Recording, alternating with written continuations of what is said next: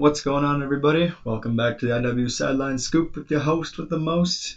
I'm here on a beautiful Monday morning, October the 13th. Victory Monday. Packers got the victory after playing the Cincinnati Bengals yesterday. They got the win. It was not necessarily something that people thought. I'm sure people thought we would blow them out of the water. Packers won 27-18.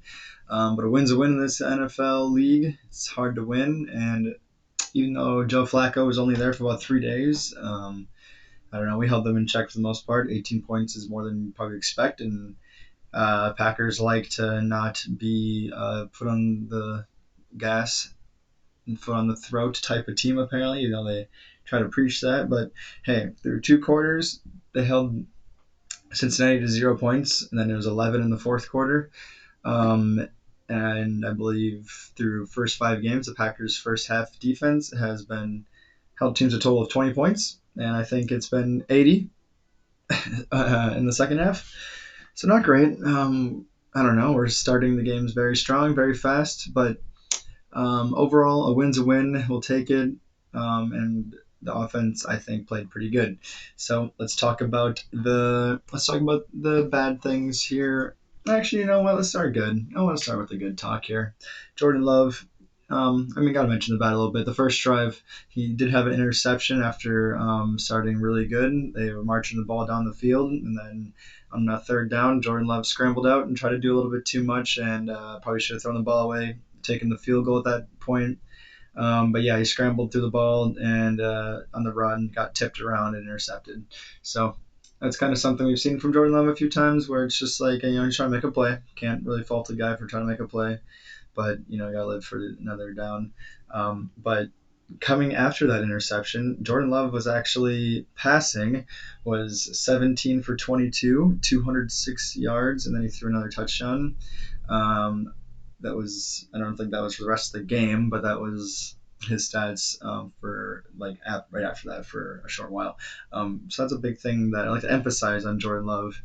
That has happened this year is that a lot of times when he has thrown an interception, he's came right back, and Matt LaFleur has trusted him to continue to throw the ball, and he's short memory, put it away and live to see another day, and you keep playing.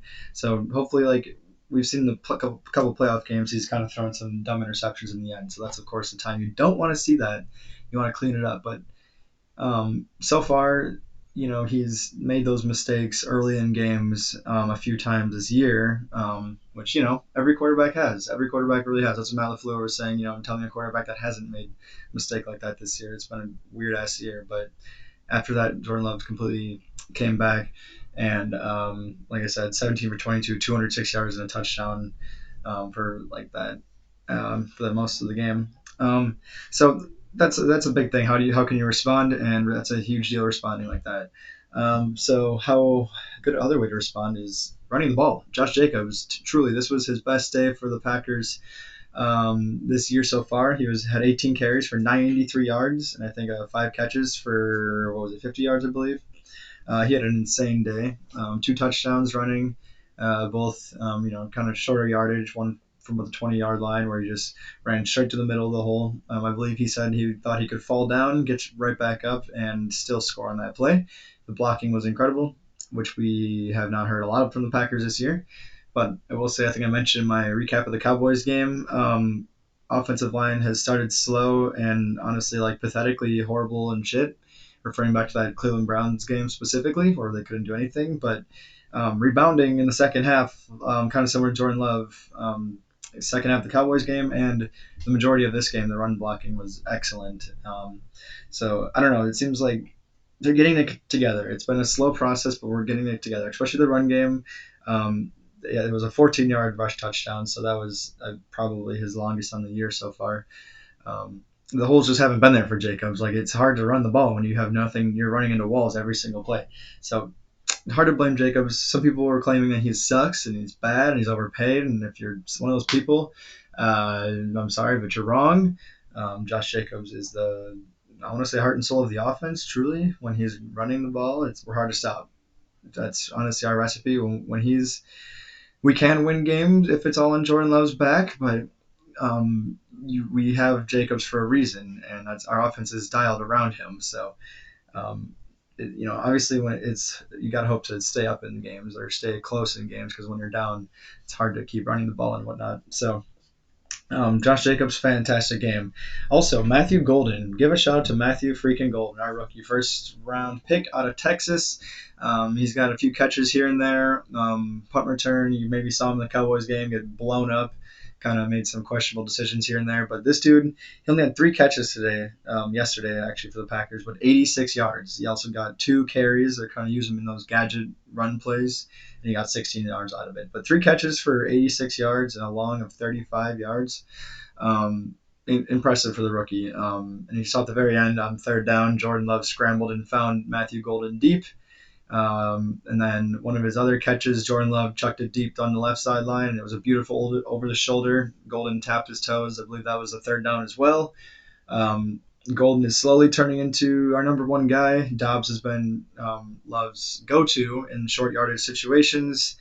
Obviously, we saw Dobbs 3 touchdowns against the Cowboys, all short yardage. Dobbs isn't much of like a deep burner kind of guy, but he's got some of the strongest hands. But Matthew Golden is turning into that guy. He truly, um, he's developing very fast. I don't know, he hasn't dropped much at all. That's what coming out of camp and college. They say his hands are incredible, and so far it's translated well to the NFL.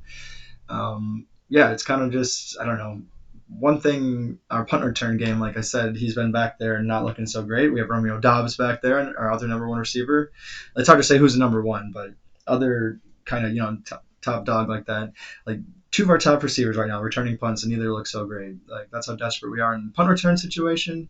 After releasing McCole Hardman off the practice squad, I believe. I don't know. It's just weird. So like obviously someone's got to return punts. Matthew Golden got lit up on one last week or 2 weeks ago. I've probably been saying last week, but we had a bye last week. So yeah, Matthew Golden though he's been looking great in the receiving portion of his game so far. So give it up for them. Truly, Jacobs, Love, and Golden shined. Dobbs had a couple of good catches. We're waiting for Jaden Reed to come back, and Christian Watson will be returning soon, it seems like, from his ACL injury. Yes, if you've forgotten about Christian Watson, he's still on the team. Tore his ACL in the last game last season. So Christian Watson should be returning back. We had our bye week, so he's. I mean, people say this is even early for someone. People were thinking maybe after week 6 or 7 he could return, but they're saying for a few weeks now he's actually looked like he'd come back. But obviously you want that knee to be in as good a shape as possible. Don't want to rush anybody, come back early, but looks like the offense is kind of starting to get clicking. So that was truly the brighter part of the game was the offense. Oh, also our kicker. Let me not forget about our kicker, Lucas Haversick. This kid showed up.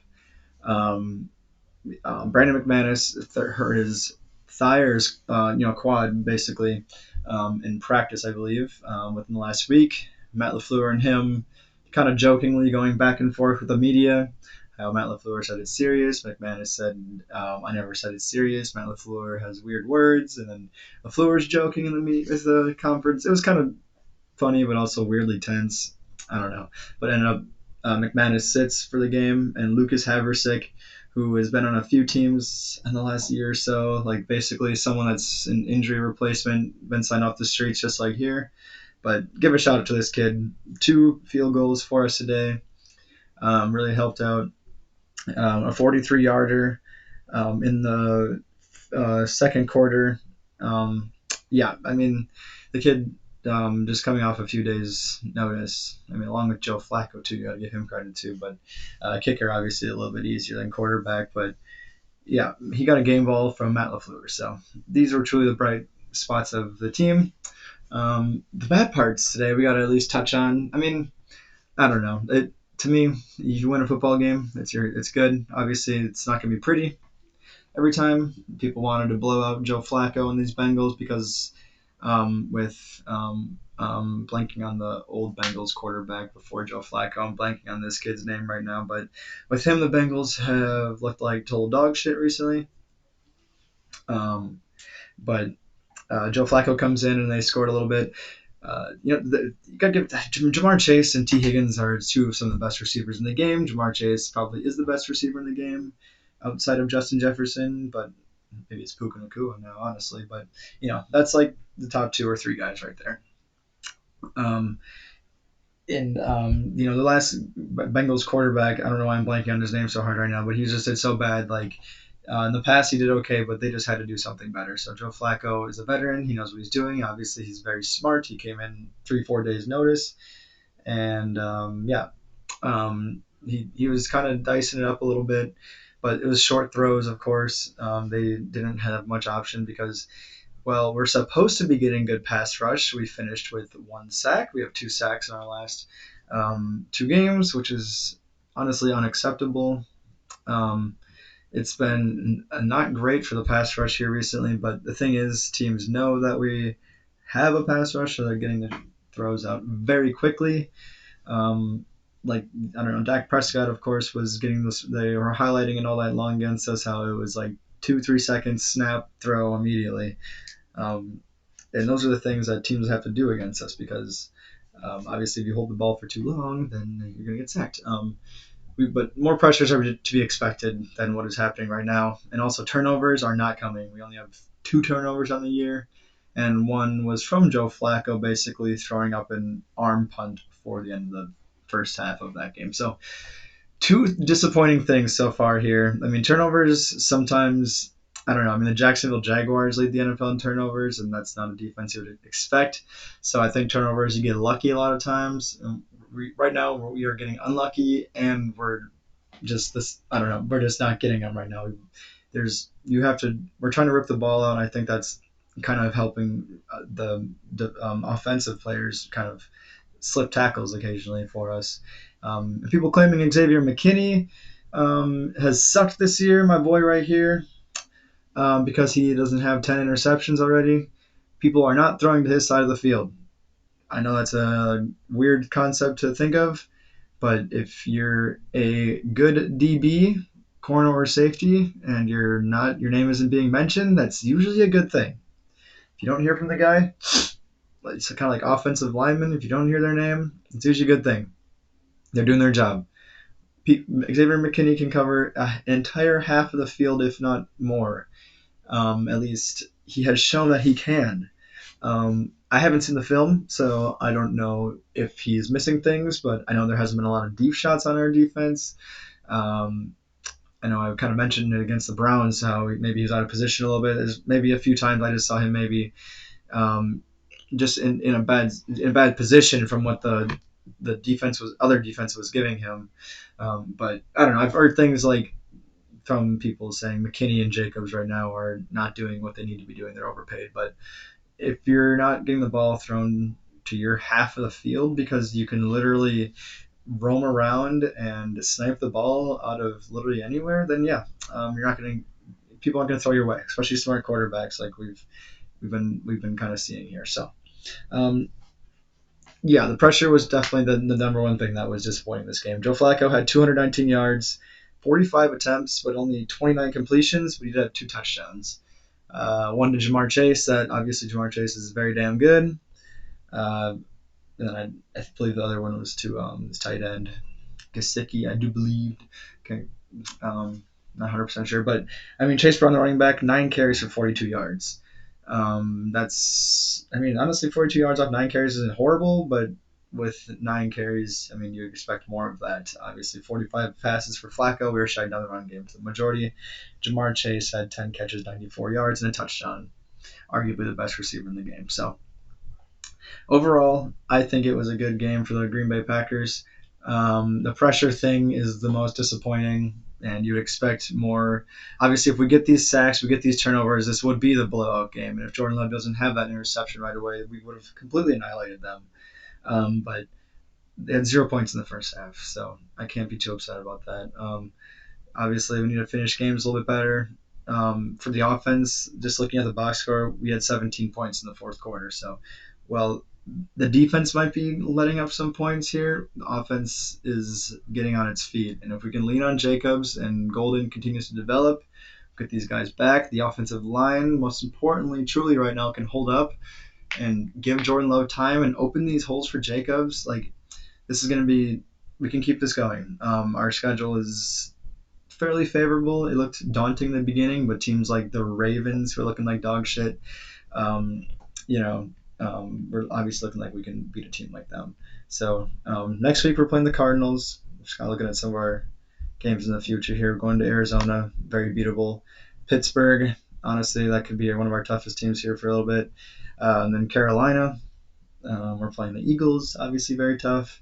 New York Giants, Minnesota Vikings, Lions, Bears, Broncos, Bears again, Ravens, and then Vikings. Yeah, we don't have another divisional game until November 23rd, so that's kind of weird. But a couple tough teams in there, but like I said, if I can keep this offense rolling, open these holes for Jacobs, keep Love protected. I mean, that's the recipe for any team, but it's the shit that we weren't doing right away. So keep that going, and I wouldn't mind seeing this kicker, Lucas Haversick, potentially on the practice squad.